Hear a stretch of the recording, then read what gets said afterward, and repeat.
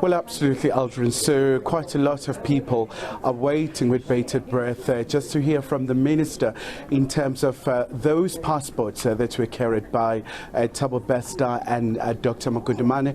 You'd recall that at the day of the arrest in Arusha, they were found in possession of those passports, but also just in terms of their movement as well. So there's quite a lot of questions because, they were found in Tanzania, quite far from South Africa. So, which route do they use, for example? And so we're expecting the Minister really to shed a light on those very pertinent questions around this particular subject. But also, we do know that the Department of Home Affairs does have a very formidable task as a custodian of South Africa's citizenship. So there's quite a lot of questions that you're going to ask the Minister, and also just quite a lot for the department, because recently also we saw, the rejection of the extradition of, the Guptas, but of course the issue of the usage of South African passports as well has been also a very dominant issue.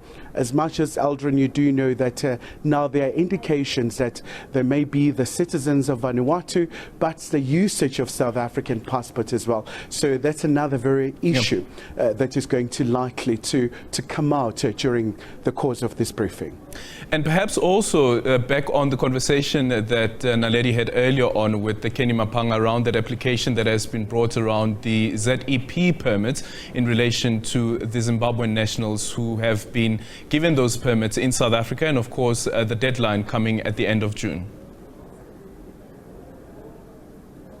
Well, absolutely, Aldrin. So that's another very hot potato for the department in terms of the Zimbabwe permission and that particular special dispensation that was made for the Zimbabwean nationals. And of course, the talking point is what's likely to happen, because, when you listen to the arguments that you have previously had, is the concern.